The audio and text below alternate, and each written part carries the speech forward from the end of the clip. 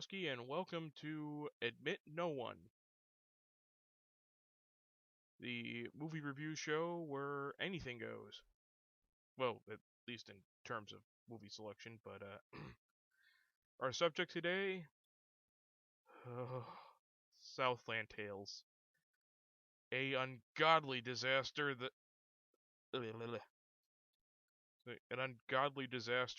wastes the talents of of nearly everyone involved, and shows just how much of a pretentious dick Richard Kelly is. And for those who don't know, Richard Kelly is better known as the writer-director of Donnie Darko and writer-director of The Box. Now, no review of this movie would be complete without doing a rundown of the cast, so this is going to take a while.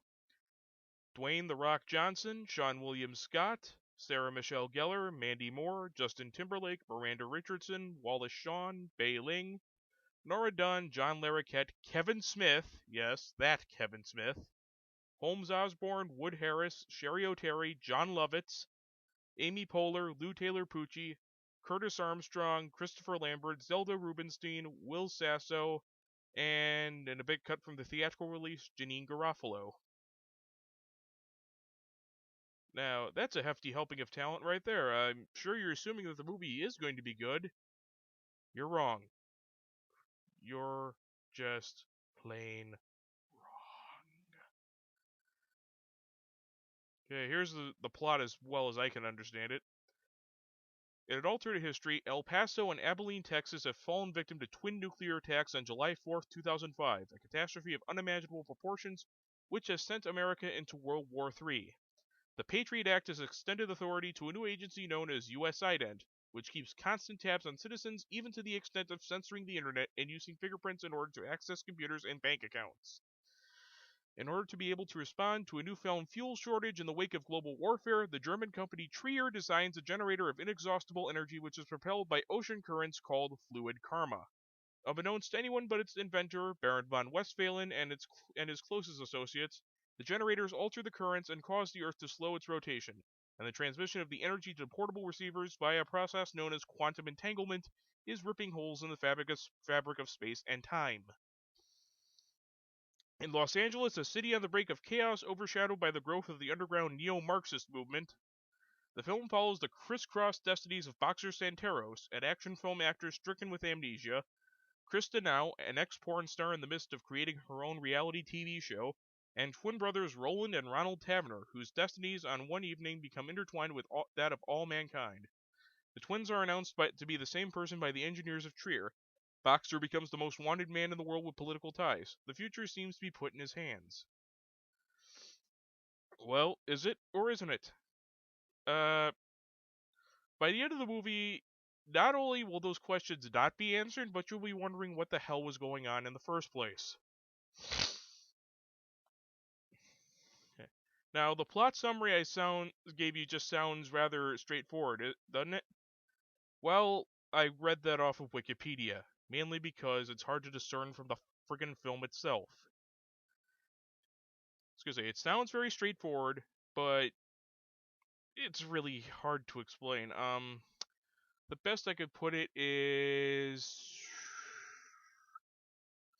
basically the movie has way too many ideas for one screenplay. I mean, any number of the things I just described could have actually made a unique movie. I mean, could have made a nice little movie about a false flag attack on El Paso, Texas, and the effects of opportunistic politicians who use that to expand the powers of the Patriot Act.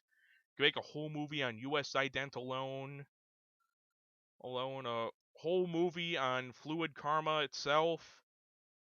So hell, any of the characters here would have made interesting movies on their own. Unfortunately, they tried to cram them all into about, let's see, the final cut was 144 minutes, so that's about 2.5 hours. Oh boy. Never a good sign, isn't it?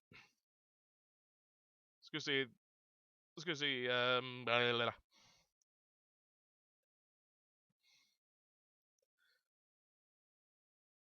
So say now to clarify, this movie comprises the last 3 chapters of the Southland Tales saga. Although just calling this piece of crap a saga is basically like calling the Twilight Saga a saga. It's more like a Saturday morning cartoon.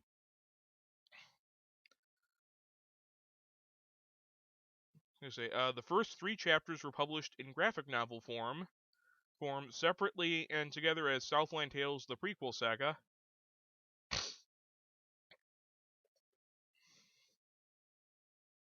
I recommend you track it down before watching the movie because it may clear up a few things, but it also makes some things even more confusing, which is probably what the director intended, considering that you're supposed to read it first before watching the movie. I was gonna say, hey, 3 prequel novels and a movie. There's enough pretension to go around. So let's see. Let's start here with the direction and the writing.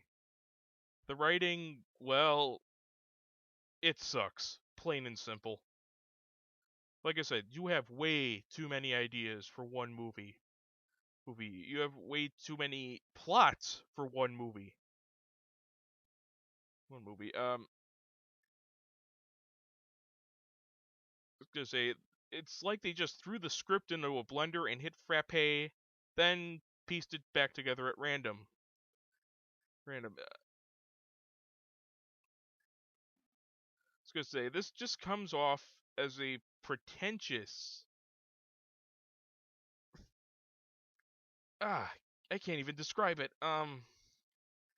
It's like Kelly believes that, if you confuse the audience, you come off as a genius. Well, I'm sorry, Kelly, but when you confuse the audience, you just come off as a prick.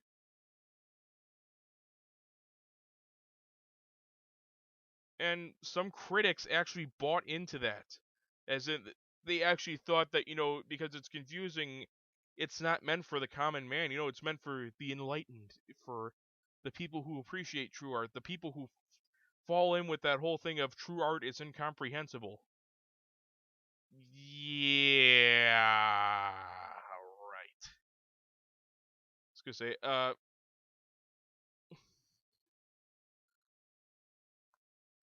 let's put it this way. Jay Hoberman here defended the movie in his review for the theatrical cut, saying, "In its willful, self-involved eccentricity, Southland Tales is really something else. Kelly's movie may not be entirely coherent, but that's because there's so much it wants to say." Were you watching the same movie I was? Because it didn't really say a whole lot. But maybe, you know what? I take that one back. I think it just said way too much for one movie. This is basically another case of confusing is good filmmaking. Confusing the audience equals good filmmaking. Wow. I was gonna say here, and another positive review from the New York Times. He doesn't make it easy to love his new film, which turns and twists and at times threatens to disappear down the rabbit hole of his obsessions. Happily, it never does, which allows you to share in his unabashed joy in filmmaking as well as in his fury about the times. Happily, it never does disappear down the rabbit hole. It not only disappears down the rabbit hole, it takes the friggin' rabbit hole with it. Well, I even paid attention. I watched the film multiple times, and it still doesn't make total sense. Ugh.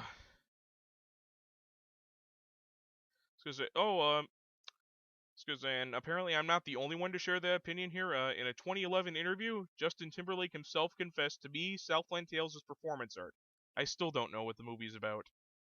Wallace Shawn also told a film critic he did not understand the film after initially reading the screenplay, but signed on as he was impressed by director Richard Kelly and flattered that the part was written specifically for him.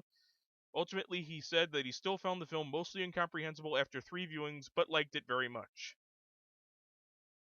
Well, I will give him credit for that. It is a very captivating film. It's about as captivating as watching a train wreck. You just want to see how it plays out. Wow. I was gonna say, directing is actually pretty decent. Manages to coax some really nice dramatic performances out of a cast of mostly SNL alumni and people mostly known for comedy. John Lovitz, of all people, shines as a psycho cop. I mean, just watch him in this. I mean, if you can find any scenes with him in it on YouTube, watch it. The guy is scary. Scary. I don't know. Why do comedians always play great psychos? I mean, you got Robin Williams in 1 Hour Photo and Insomnia. You got John Lovitz here. Here you got Dane Cook, although I really wouldn't call him a comedian. You have Dane Cook playing a psycho in Mr. Brooks. Why is it that people who are funny can play such incredible psychos? Ugh. Let's see. Dwayne Johnson, he does his best with what he's given, but he's supposed to have the split personality or some sort of psychotic break, and he does this nervous tick where he puts his hands together like Mr. Burns and twiddles his fingers and basically starts making faces like he's a squirrel trying to pack away nuts for the winter.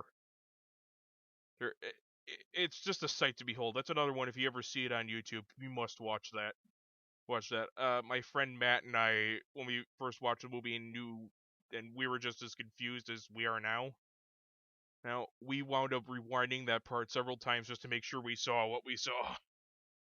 So, you have Sean William Scott doing a decent dramatic performance as both Private Roland Taverner and Officer Ronald Taverner. And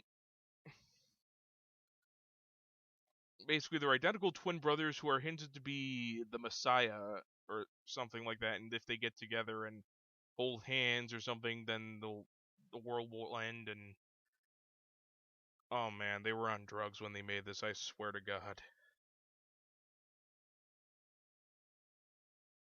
And just say Sarah Michelle Gellar, you can take her or leave her. Justin Timberlake actually does rather well as a shell-shocked, nutty Iraq War veteran who actually narrates the movie. He gets a quote, basically consists of him quoting a lot of Bible verses, doing some exposition, being a bit sarcastic, and actually dealing drugs, also called fluid karma, which is apparently the byproduct of the generator fluid karma. Yeah, this isn't making sense. If this isn't making any sense to you, you don't come looking to me for answers because I'm just as confused as you are. Wallace Shawn here plays the villain Baron von Westphalen and basically hams it up. Which is, well, basically what he's good at. I mean, this is basically transplanting his character from The Princess Bride into a dystopic black comedy, religious satire, something or other. So say Bailing is just there for eye candy, and she excels at that. John Larroquette actually shows up as an advisor to a senator running for president, and he actually does well. It's basically Dan Fielding in a drama movie. Kevin Smith, I have no idea why the hell he's in here. I know his company had a hand in publishing the graphic novel prequel, so maybe that's why he's in it. I don't know. I'm just hoping he didn't like the script because that would take away a little of the respect I have for him. Wood Harris and Amy Poehler as Dion Element and Dream are supposed to be these likable artists. You're supposed to like these guys. They're performance artists. They do poems in that. But Dion comes off as an abrasive, pretentious little prick. And and Amy Poehler reading off one of Dream's poems comes off as, well, arrogant and pretentious, even following it up with, "This is an original poem by Dream." Wow. I'm normally a guy who would never hit a woman, but she made me come close with that. That just wow. I'm just thankful that John Lovitz guns them both down afterward. Afterward, I mean, seriously, seriously, he guns them down. Mourners emit flowers. They so say basically other than that, the acting is rather take it or leave it.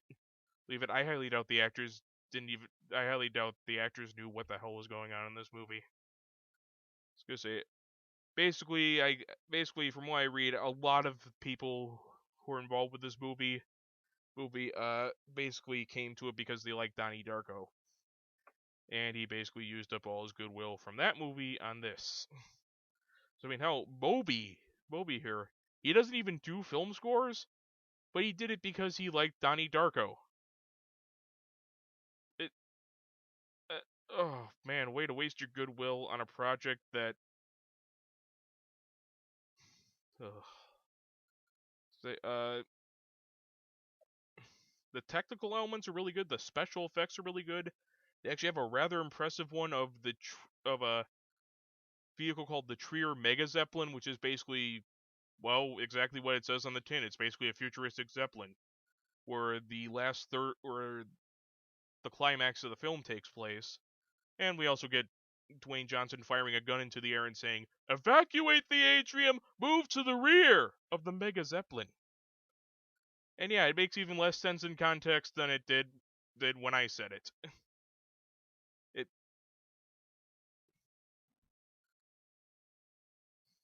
Yeah, I know I'm starting to ramble here, but really I can't really describe this movie in coherent terms. Basically, any review of it would basically come out as incoherent as the film is.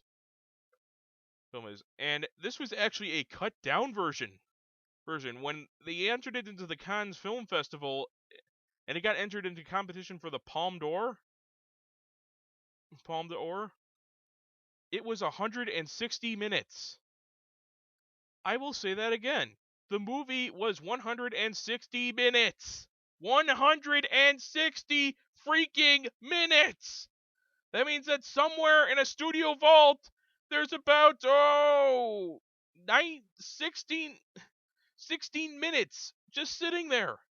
16 minutes that were worse than the stuff that must have been worse than the stuff that wound up in the movie.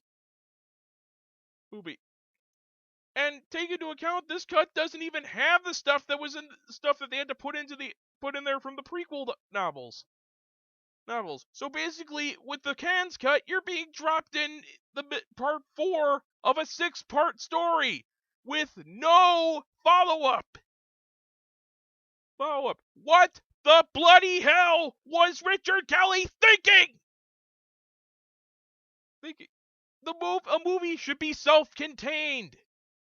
Take any movie. I mean, novelizations are good because they can actually add characterization you can't get in a movie. You could do stuff that you can't do in a movie. You can find out what the characters are thinking. You could find out more about their past lives. That's just adding to the whole thing. The movie is self-contained. You can follow the plot. You sympathize with the characters. You enjoy it. Basically making a whole multimedia experience and making the first 3 crucial chapters that are supposed to help you understand the freaking movie. Just making them the first 3 parts a graphic novel and basically giving you the last 3 as a friggin' movie is one of the dumbest ideas I have ever heard. And if this had been the final cut, expecting them to come in with no knowledge, I mean, let's be honest, there are people who are going to come in with no knowledge of parts 1, 2, and 3. They're going to come in, expecting another Donnie Darko, and they're going to be confused as all hell. And the sad thing is this whole thing of true art is incomprehensible has basically kept this movie from getting a 0% on Rotten Tomatoes. It's going to say as of... Just give me a second. Just give me a second. I need to calm down. And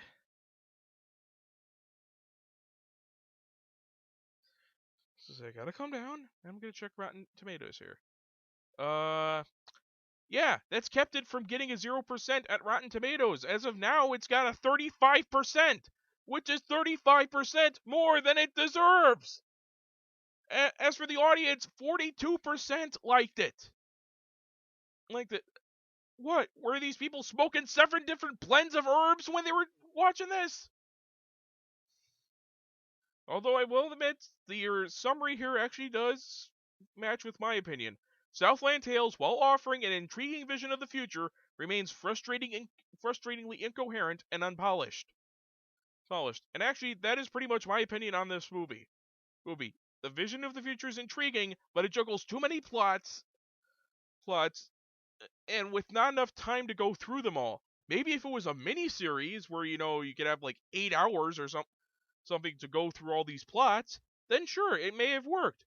But trying to cram it all into a 2.5 hour movie, it's not gonna work. Not gonna work. You're gonna wind up with an incoherent mess.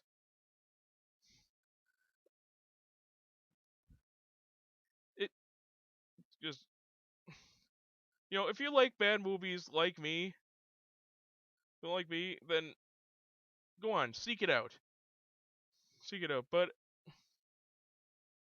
I was gonna say, but if you're a person who just likes to find good, enjoyable movies and, well, I would avoid it. Just avoid it. Avoid it if you want to see a good movie. I mean, seriously, avoid it. Don't download it or anything. Believe me, I'm doing you a favor. And I'll just close this out with some of the critical blurbs here from Southland Tales. Richard Roper says it's one of the most confusing, ridiculous, pretentious, and disastrous cinematic train wrecks I've ever seen.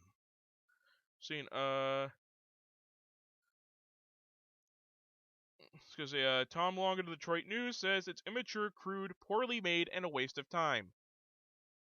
The Chicago Reader actually has a great point here. You can't be both political and incoherent. Terry Lawson of the Detroit Free Press said no amount of reworking could salvage what was a misbegotten and unfunny idea to begin with. Oh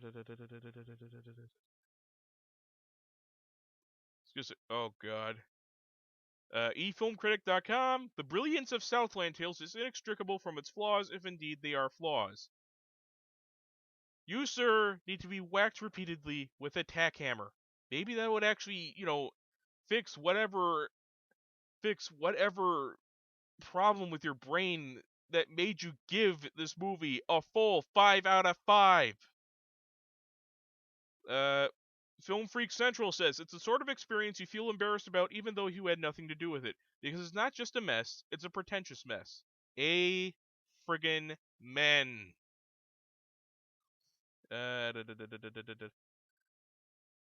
TheMovieReport.com says the type of incoherent, indulgent muddle that can only emerge from the mind of someone who is quite talented. And probably the nicest thing, aside from, all of the butt-kissing True Art is Incomprehensible reviews here, this is a rotten one. ABC News Australia says, I'll give it this. Southland Tales is never boring. Well, he's right. It's never boring. You're just wondering what kind of screwed up crap they're going to throw in next.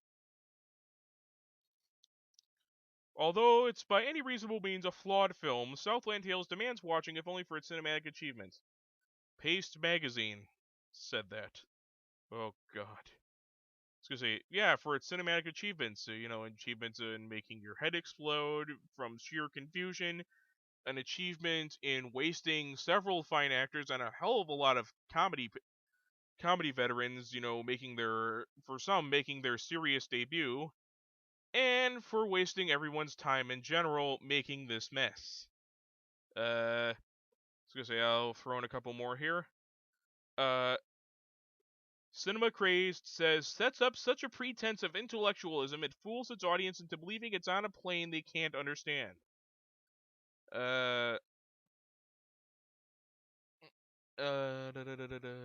CinemaBlend.com says moment to moment the film makes a random kind of sense, but after about 30 minutes of this, it's clear that the author has no clue how it's all supposed to go together. And last one, Bryant Fraser's Deep Focus says, when it's not being obstinately stupid, Southland Tales is just difficult to watch. What? I was gonna say, I'm gonna go slam back, a couple of beers, and I was gonna say maybe a shot of whiskey and try and dull the pain this movie has brought on me. I was gonna say, this is Kyle Polkowski signing out. Signing out. Oh God, that's it. I'm going to the bar.